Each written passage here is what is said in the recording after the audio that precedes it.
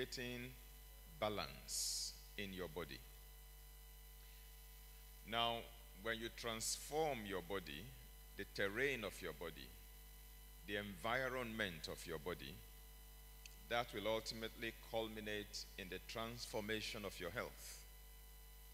How do you achieve that transformation? You do that through your food and your lifestyle. Of course, God has made his mind clear to us. He says, behold, I wish above all things that you may prosper and be in health, even as your souls prosper. So there's no doubt that God wants you and I very healthy and very strong. So I make 3 submissions this morning before we go ahead to look at how to create homeostasis, or why it is important to create homeostasis within our body. First and foremost, the first submission I make is that changes in our diet and our lifestyle will actually lead to changes in our health status. Now, I want you to get that very, very well. Could you please help me explain it to your neighbor? Go ahead.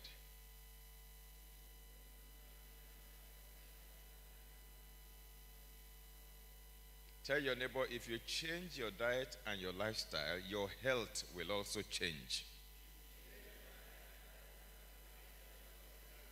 Now, it depends on the direction of the change. If you change it from good to bad, health will go from good to bad.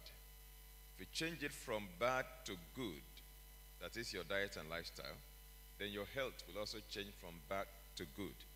But the first thing I want to underscore is that any form of change that is effected in our diet and in our lifestyle will automatically culminate in a change in our health status. Your health will not remain on the same spot. It will not remain static once you effect changes in your diet and lifestyle. Psalm 103 actually tells us, he satisfies my mouth with good things so that my youth is renewed.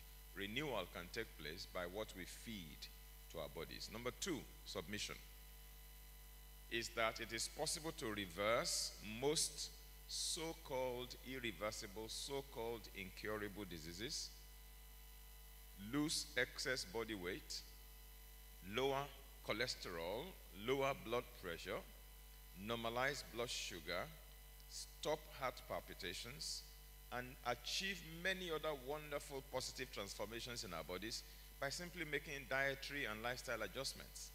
It's as straightforward as that.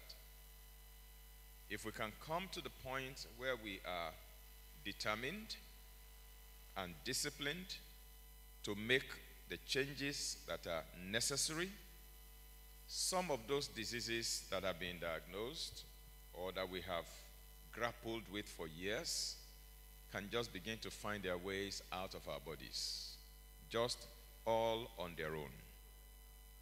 Amen. The third submission is that changes in diet and lifestyle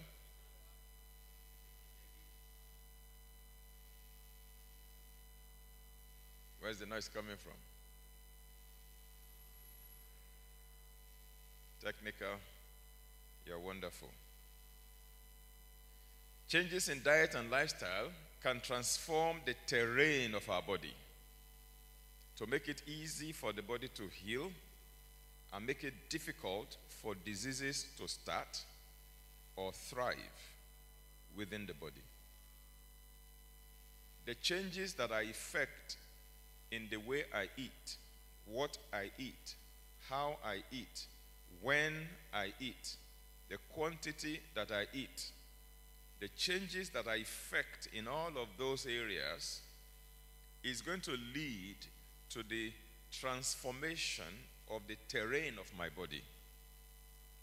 And that transformation in the terrain, in the body, in the environment of the body, will make it difficult for disease to thrive and make it possible for health to thrive. So whether or not disease will do well in my body will be determined by the environment of my body. And that environment can be shifted from here to there, can be changed from what it is to what we want it to be. Once that change takes place, the environment then will either be conducive or hostile to disease. Now, the analogy which I always make and which I believe is very apt is the analogy of the soil, the seed, and the tree. Those three things are analogous to certain things in our discussion today. Now, our body is analogous to the soil. Our body can be likened to the soil where we plant seeds, where trees grow. The body is the soil.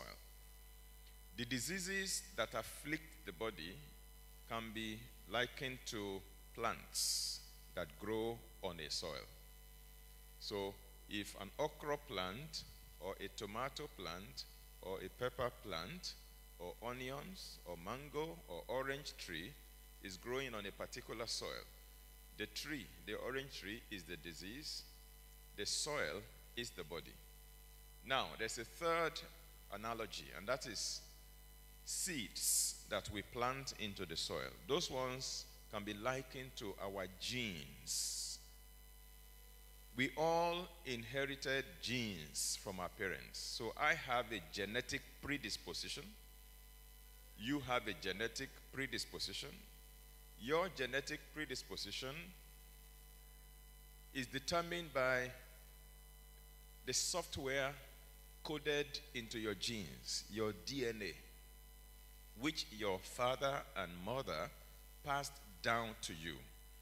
Their own father and mother passed it down to them. My father and my mother passed it down to me. So my genetic makeup is different from your genetic makeup. Therefore, the diseases that my own genetic makeup makes me vulnerable for are different from your own. Okay? But those genes that we all carry that put us at higher risk than others, those genes inside our body, they can be kept dormant or they can be triggered, they can be activated to begin to work. It all depends on how we program the environment of the body. If I program the environment of my body properly, I can make certain seeds, genes this time, not to grow, not to germinate. But if I create a favorable environment, I can make those genes to germinate and begin to grow. And that's why I put it in purple there on that slide, that the soil determines how well the seed and the tree will thrive. The soil is the determining factor. And what is the soil? The body, the terrain, the environment. So, the behavior of the seed, the behavior of the tree will be determined by whether the soil is fertile or infertile. I may not be able to do anything about the seed because my gene was transmitted to me by my father. I didn't have a say in that. I didn't have a choice in that. My parents just passed it down without my consent. And that's how it happened for all of us. Okay? I may not be able to do anything about the seed, but I can definitely do something about the soil where that seed is planted. And the soil will determine whether that seed will dry up or whether that seed will germinate, thrive, and bear fruits. You can take sand, maybe a bucket full of sand, just plain sand that you gather from the seashore by the Atlantic Ocean, put it in the bucket. You know how dry sand can be and free-flowing like salt. Put it in a bucket, dry, no water, and put a seed of corn inside. The seed may struggle within the first week or two to germinate and come out, but I can guarantee it won't last 1 month before it will dry up and wither. It will never end up bearing fruit because that soil cannot sustain that seed. Take that same seed and put it on a loamy soil, very rich in humus, dark and humid and warm, and put that same seed there, and it will grow and bear you fruits. Same seed.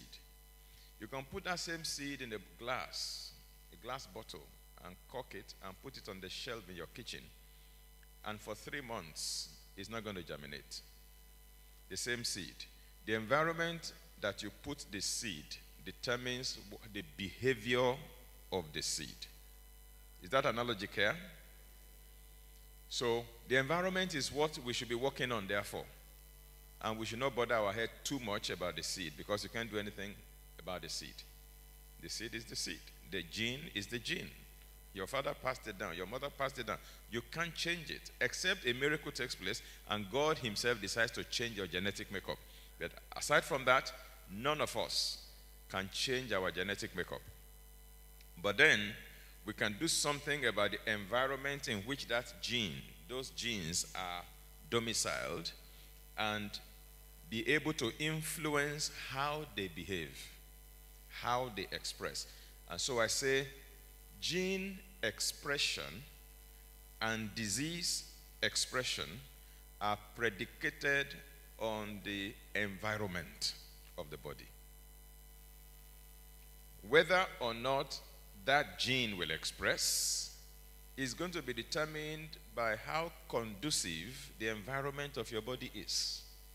If the environment of your body does not support it, then it will never express. It will remain dormant until you successfully clock 100.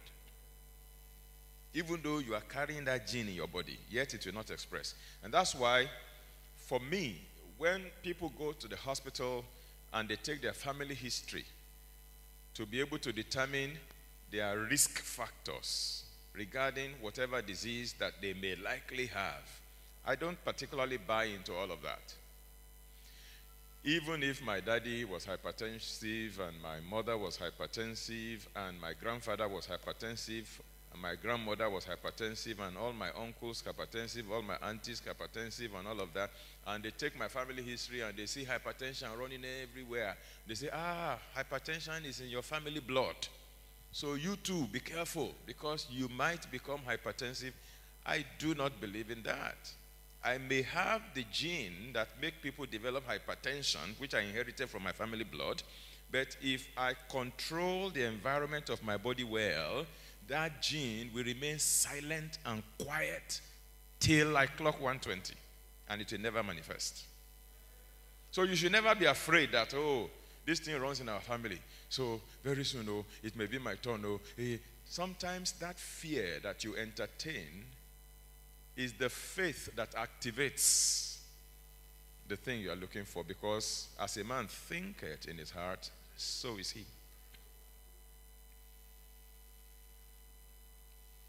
Your fear, your worry, your unbelief, your anxiety, they are the fertilizers that quite often activate the things that were dormant in your body. Okay, so today I want to help us to look at the different parameters, the different factors within our body that can serve as triggers to trigger the expression of our disease genes. Those things that can switch them on and make them become active and begin to find expression. If we can regulate those factors, and we can balance those factors, and nothing is out of range, then we create a situation that is called homeostasis within the body. We create balance. And when there is homeostasis, diseases are usually quiet. They usually don't express. So don't let anything go out of balance within your body. And those parameters are what we see in the next slide. The first parameter you have to balance is the pH of your body. What is the first parameter? Tell your neighbor, balance your pH.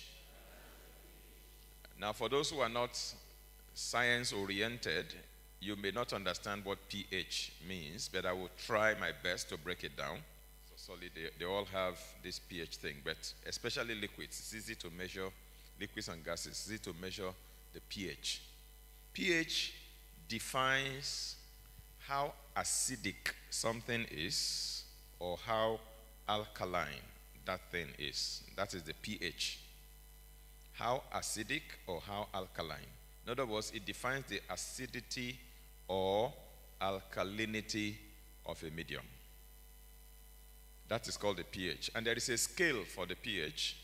The scale runs from 1 to 14. In chemistry, for those of us who did O-level chemistry, the pH scale runs from 1 to 14. 7 is the center, and that is called neutral. 7 is neutral. So if you test the pH of any medium, and the reading comes back to you at less than 7, then it is acidic. If it comes out as greater than 7, then it is alkaline. There's a way to test. You can take your water and you can dip a particular strip into it. They call it litmus paper. Okay, litmus. You just put it inside the water and bring it out. The color will change. The color of the litmus paper will change. And you now match that color to a chart. The chart has 1 to 14. The color that matches that color change the best, that is the number, the pH of that water. So let's say yellow is supposed to be 6 on the scale. And you dip the paper into the water and the water turns, the paper turns yellow. You match it to the yellow color. That means the pH of that water is 6. Let's say purple is supposed to be 8. If you dip that thing into your water and the color changes to purple, then the pH of that water is 8. It's as simple as that. Anybody can do it. Even a 4-year-old child can do it. It's not complicated at all. All you need is just that small litmus paper and the chart to match it against, the color chart, to see which color it matches the most. And that gives you the number.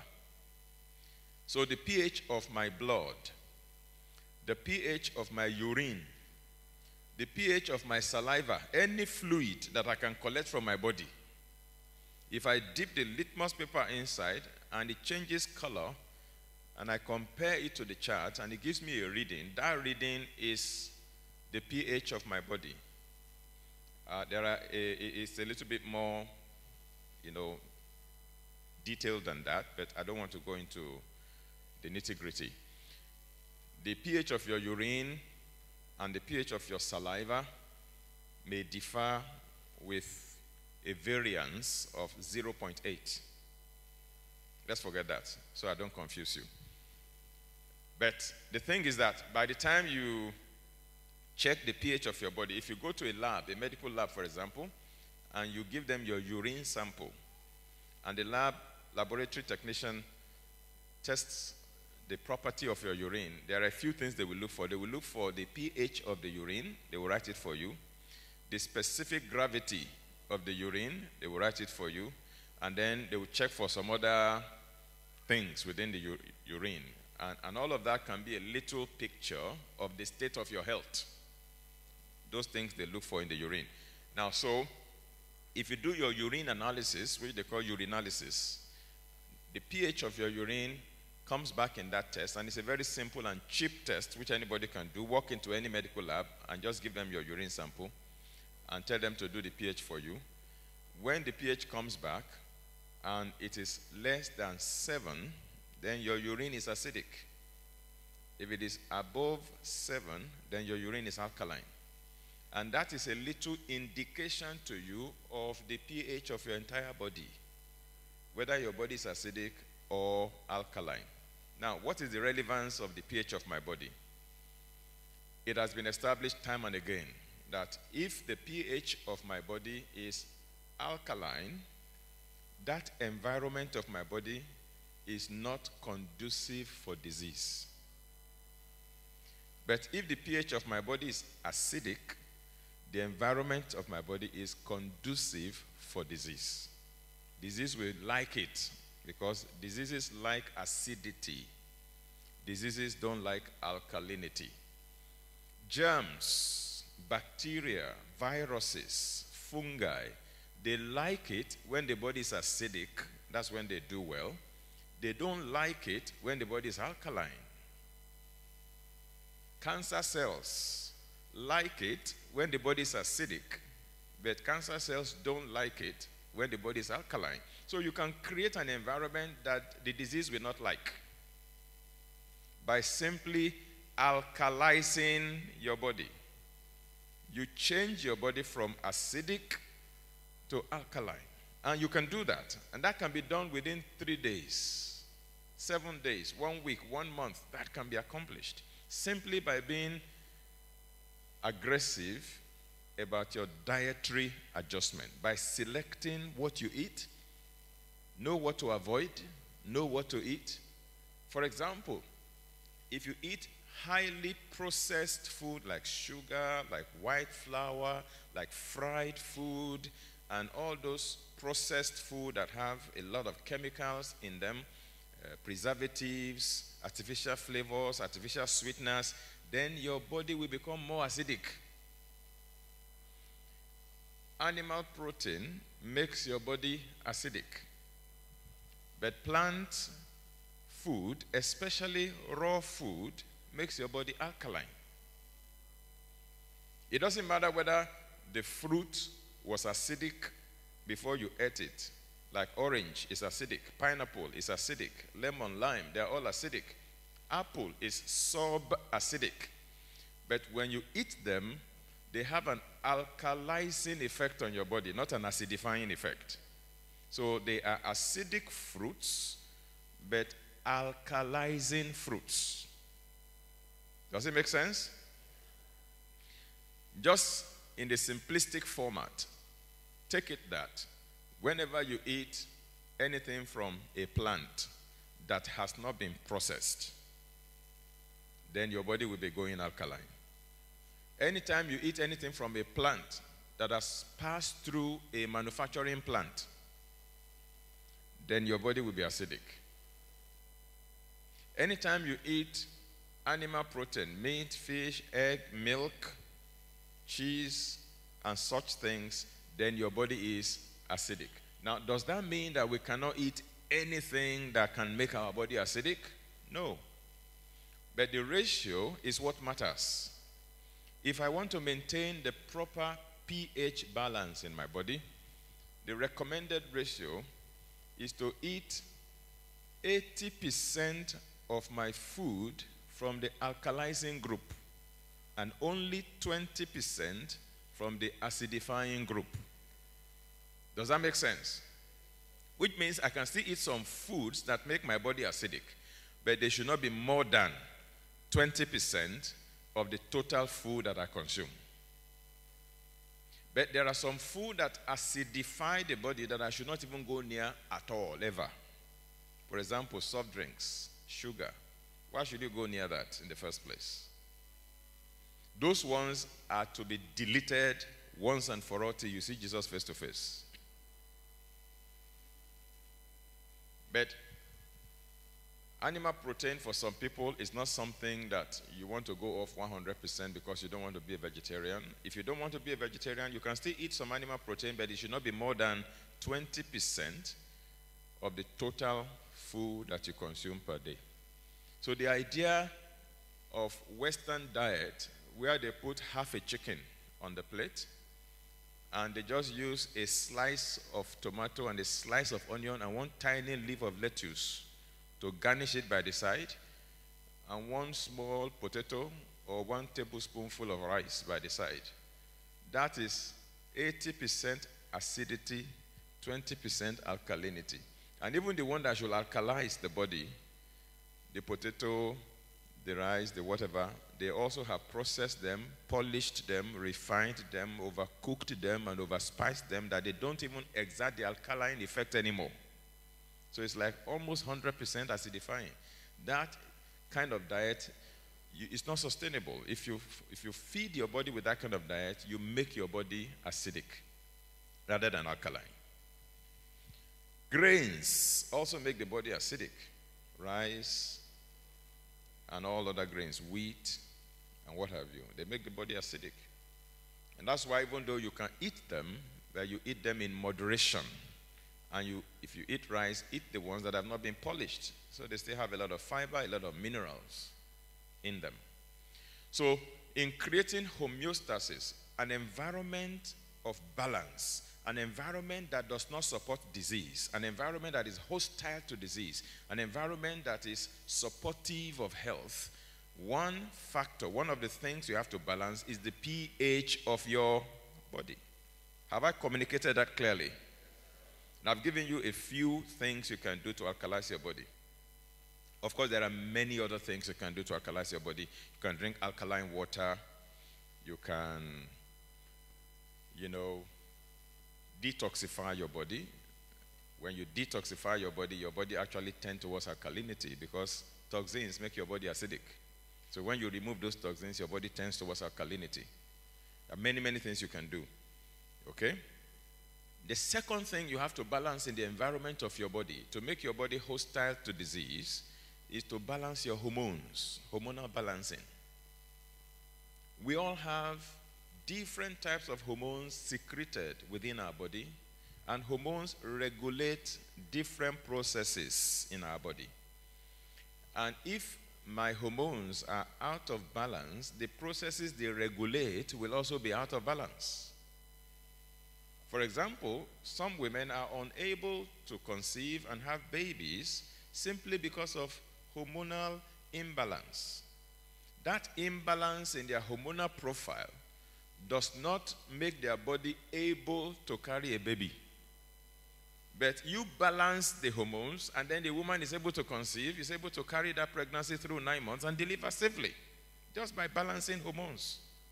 So one of the critical factors in the environment of our body that we need to balance is our hormones. And you can do a panel, a hormonal assay, to check all your hormones and see which one is in balance, which one is out of balance, which one is normal, which one is too low, which one is too high. And you can do something about it to bring everything into balance. When you bring everything into balance, even some of the symptoms you feel will disappear. For women in menopause, for example, or perimenopause, it's all due to fluctuations in their hormones. Women with fibroid, with fibrocystic breast disease, with breast lumps, with ovarian cysts, all of those are hormone-related. If their hormones were balanced, they wouldn't develop those conditions in the first place. So you see where homeostasis is very important. Anytime any of these factors I have listed goes out of balance within the body, something else will also go out of balance. And then it will create some symptoms. And when they aggregate those symptoms together, they look for a name for it. They can call it menopause, for example.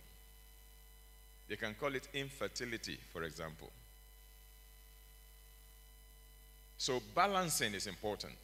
And the way you balance is also important because there are different ways of balancing. I always tell people there are 3 ways to achieve balance or healing or whatever. Supernatural is one. God can just, and every way just normalize. Sure. We call that a miracle. And we still believe in miracles. That's supernatural dimension. You can walk into this church today with hormonal imbalance and you walk out with hormonal balance. You haven't done anything, but the anointing has effected that normalization. Amen? And some people are going to live here like that. Amen. Whatever was out of balance when you came in will become balanced. Amen. Even your mindset. Hallelujah. The second way to create balance could be through medical. And in medicine, they use different kinds of medications, drugs to effect, but they even do hormone replacement therapies to balance hormones that are out of balance. Of course, that comes with a price. The price of getting that medical treatment or the drug, and then the price of the side effects.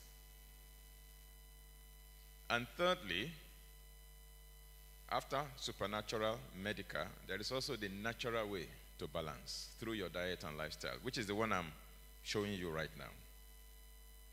Changing your diet and lifestyle. There are certain things that when they get into your system, they disrupt the balance of your hormones. They are called hormone disruptors. What are they called? Say it louder. I want to be sure that you are still with me. So if you want to bring your hormones into balance, there are two ways, naturally speaking. One, avoid exposure to hormone disruptors. Anything that can disrupt your hormones, don't expose yourself to it. And what are those things that can disrupt hormones? Chief among them is the hormones that are injected into the animals that we eat.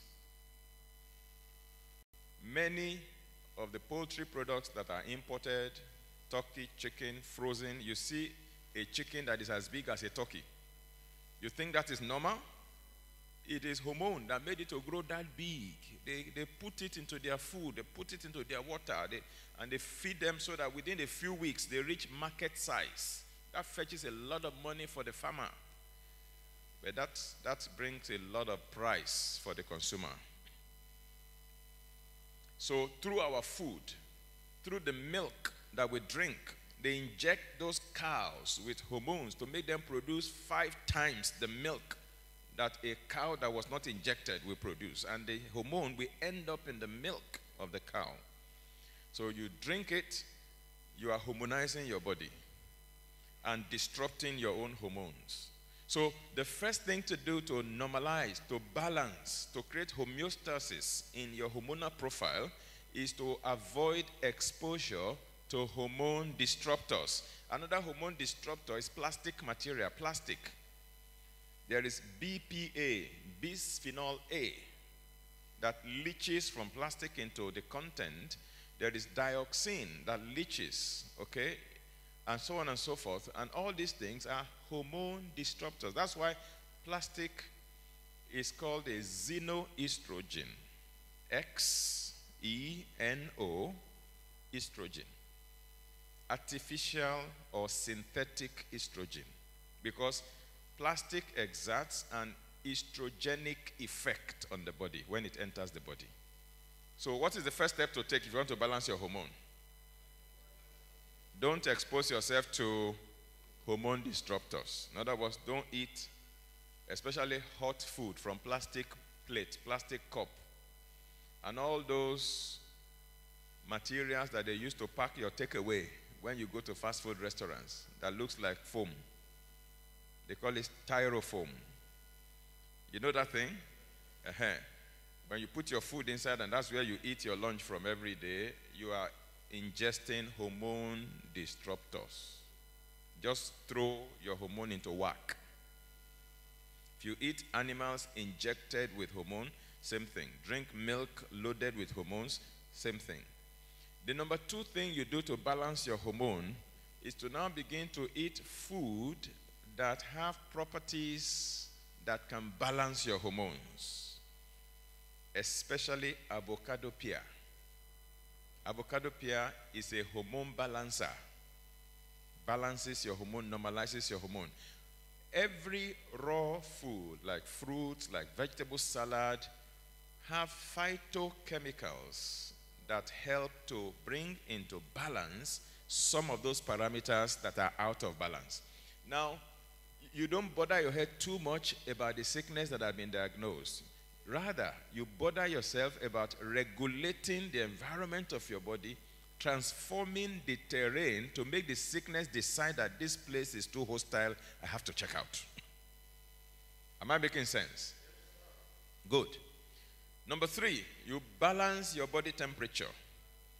Your temperature should not be too cold and it should not be too hot. Your body temperature, there's a range that is considered normal. And so your body temperature should be within that range. Of course, the body has a thermogenic center within the brain that actually regulates the body temperature. When the environment changes, the body has a way of regulating the temperature so the temperature remains constant because we are not poikilothermic animals. Okay? Those are animals like fish, like lizards, reptiles, and what have you.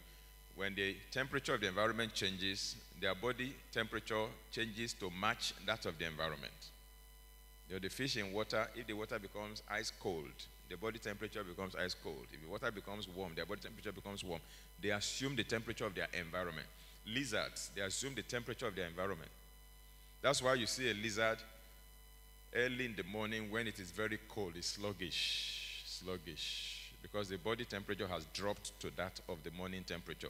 By afternoon, when it's warm and the blood has become warm, you try to chase that lizard and see the speed that it will. You understand what I mean? We are warm-blooded beings. They are cold-blooded beings. So, because we are warm-blooded beings, mark my words, I didn't say warm-blooded animals because I'm not an animal.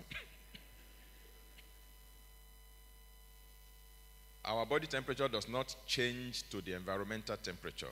There's a system in the body that keeps it within a normal range, irrespective of how warm the environment becomes or how cold the environment becomes.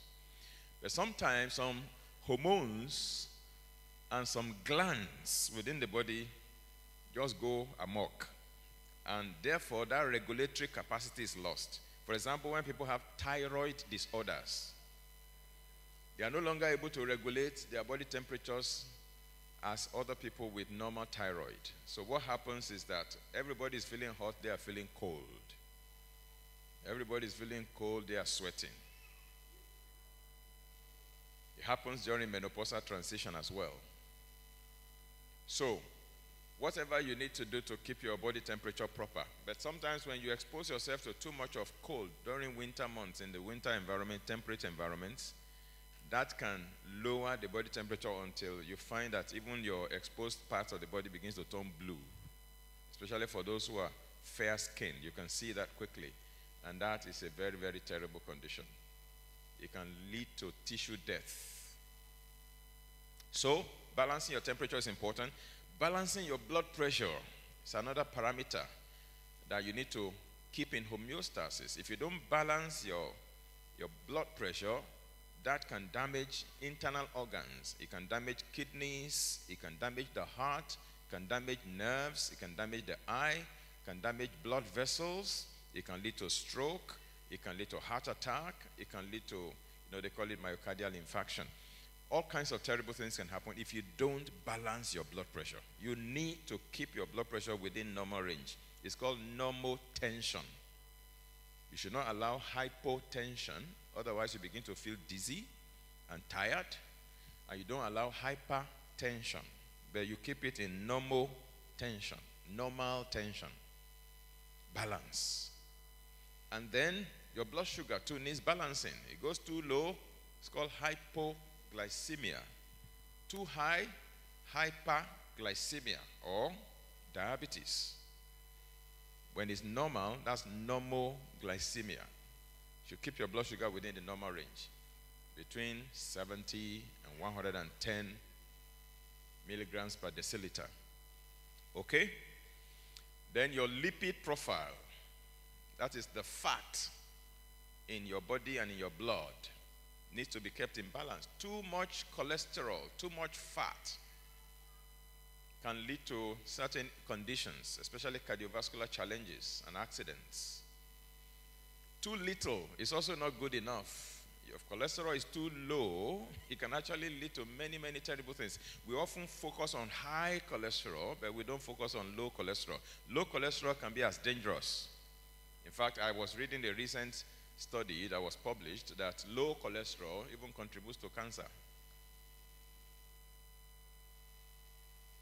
High cholesterol may give rise to cardiovascular challenges, but low cholesterol can give rise to its own peculiar challenges as well. So normalizing is what is important. Normal, that's what is important.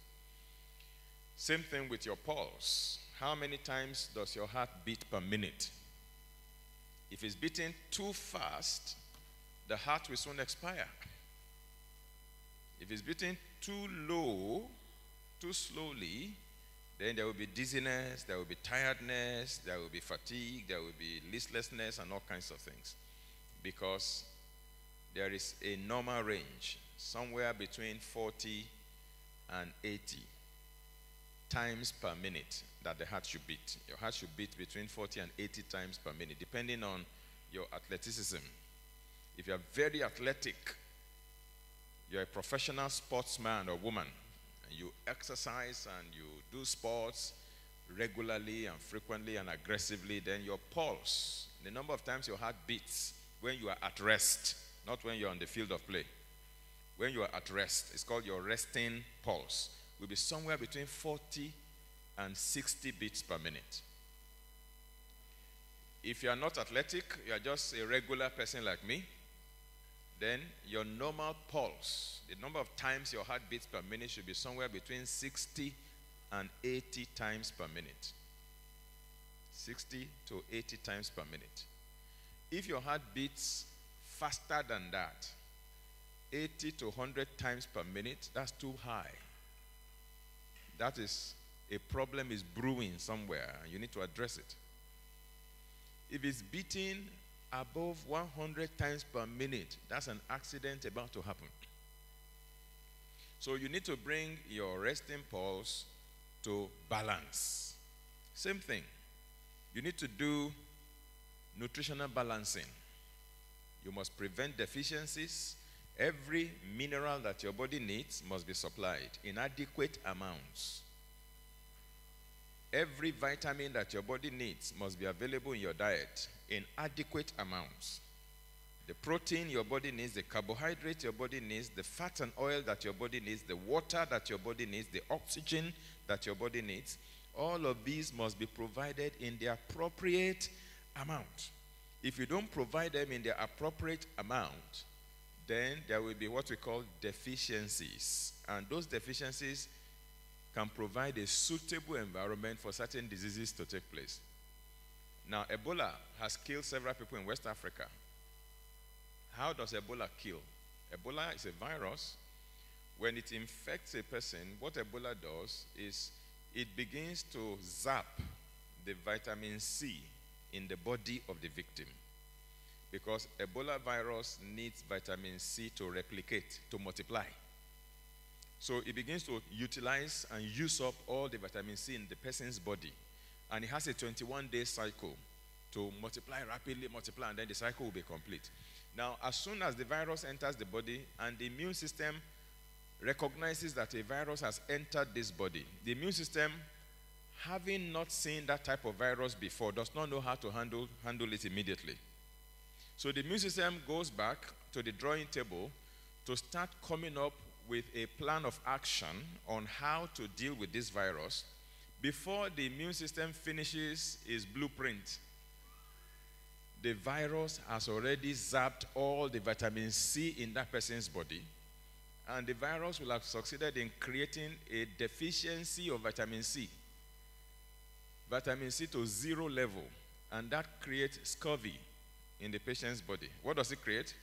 Scurvy.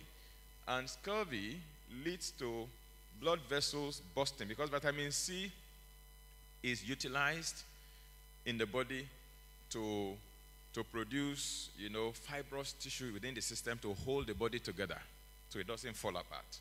Once the vitamin C gets to 0, the blood vessels and the tissues begin to burst open and bleeding begins to take place. Internal bleeding, external bleeding. So the person begins to bleed from the nose, from everywhere, bleeding, and the person dies. So it is actually scurvy that kills the Ebola patient, not the Ebola virus. The Ebola virus simply creates a state of scurvy, and that state of scurvy kills within 21 days. So if there's a way that vitamin C that the Ebola virus is using up can be steadily supplied into the patient's body within the 21 days of that infection, as the Ebola is using it up, you are pumping it in. You are pumping it in. You never allow the vitamin C to go to 0 level. Then scurvy will never develop. And you can buy time for the Ebola virus to run its 21-day cycle and expire and die off. And that will have given enough time for the immune system to come up with its action plan and now come out to begin to do its job. And that patient can survive. So deficiencies actually create disease conditions and can also lead to death. So now, it may not be as acute as what Ebola causes in the body. It can be a very minor form of deficiency that does not create clinical conditions, but it creates what we call subclinical conditions. Diseases that are not full-blown, but they are there in their infancy, sometimes difficult to diagnose because the tests that are run don't pick them because they have not reached an advanced stage. So they stay there in their infancy and they are creating trouble. Say, I don't get myself. I don't even know how I'm feeling. And all tests, everything is okay. That's what deficiencies can cause in the body. For example, somebody has thyroid disorder. He goes to do a thyroid function test, and the test result comes out normal. You see? Normal. Urothyroidism. Because all that they are testing for when they do the thyroid function test, they are looking for thyroxine in the blood, T3, T4, and then the thyroid stimulating hormone, TSH. That's what they're looking for when they do thyroid function test. As long as those hormones are present in the blood, it is assumed that the thyroid is working. Otherwise, how did the hormone get into the blood? This is not the thyroid that produced it. Okay? But what that test does not put into consideration is the fact that God, in most cases, not in all cases, but in most cases in the body, God has a plan B. If one fails, the other. That's why many things in our body is in pairs. We have 2 eyes, 2 ears, 2 nostrils, 2 ears, 2 hands, 2 legs. Even the brain has 2 big lobes. Very few things are in single. Most things are in double within the body. Do you understand what I'm talking about? God has plan A, plan B, so that if one is out, the other can still. If somebody has surgery and they remove 1 kidney, the person can still survive on 1 kidney. In fact, some people are born with 1 kidney.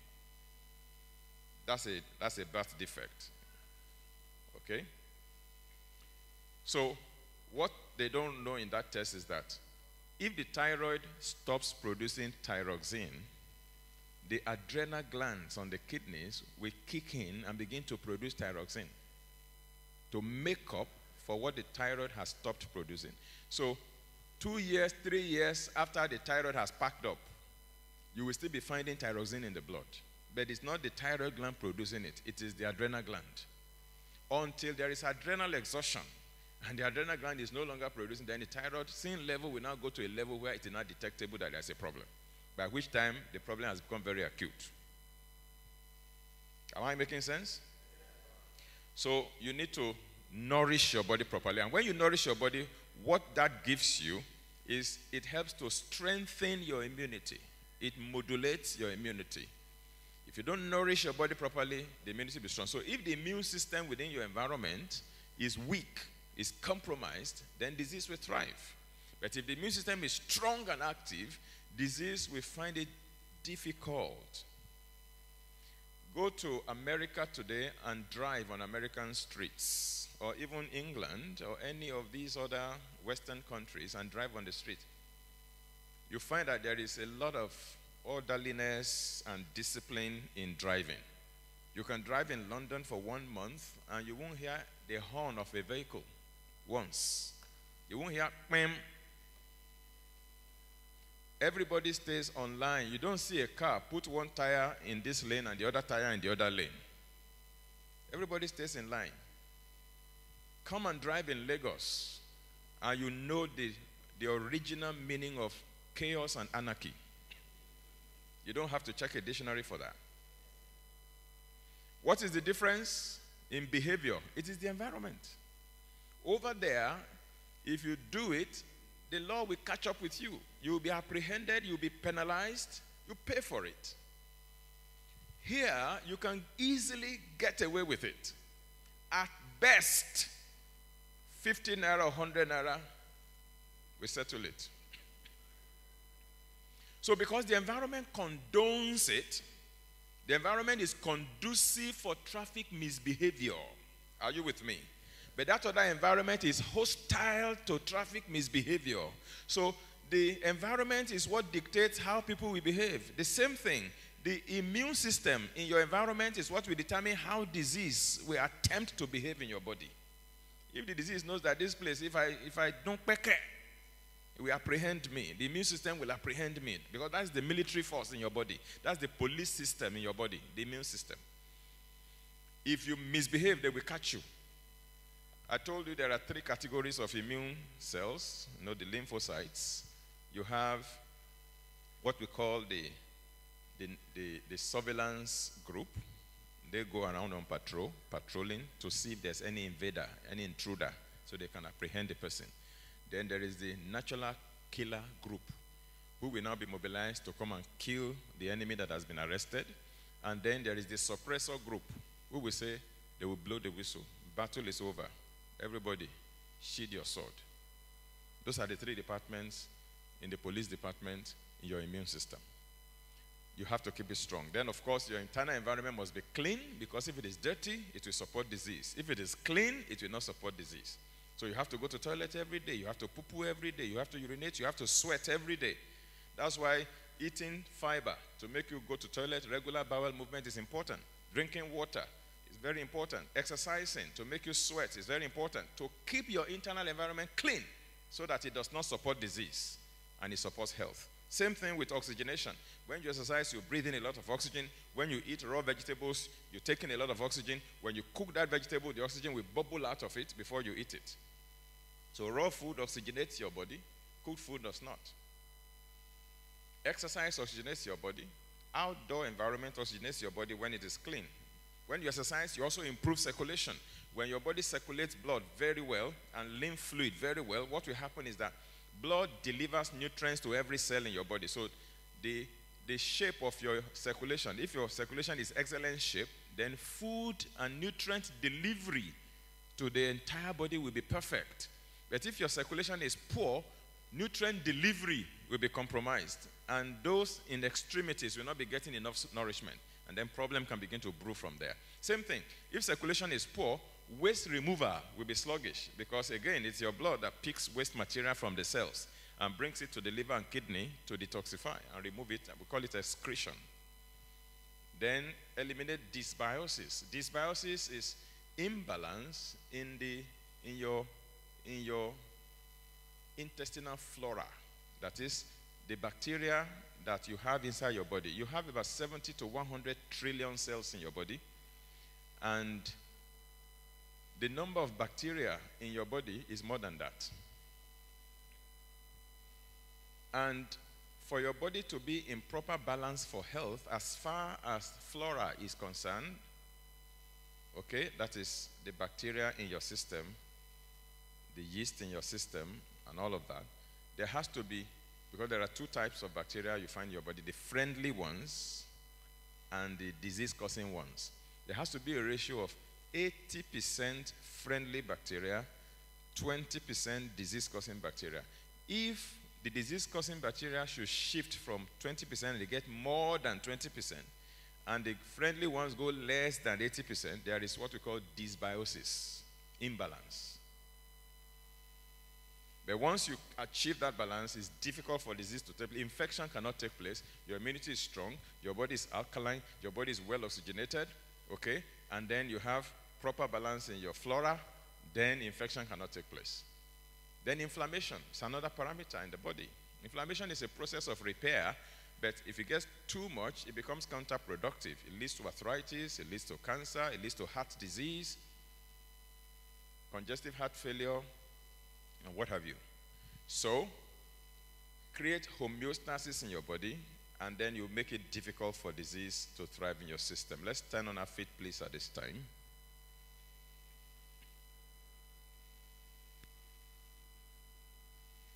Has anybody caught anything this morning? Have you understood something this morning? Okay, pair up in 2s. Find one partner, just one partner. You are going to do 2 things with that person. Just find one partner. You do 2 things with that person. Number 1, you are going to pray for that person. But before you pray, so the prayer should be number 2 actually.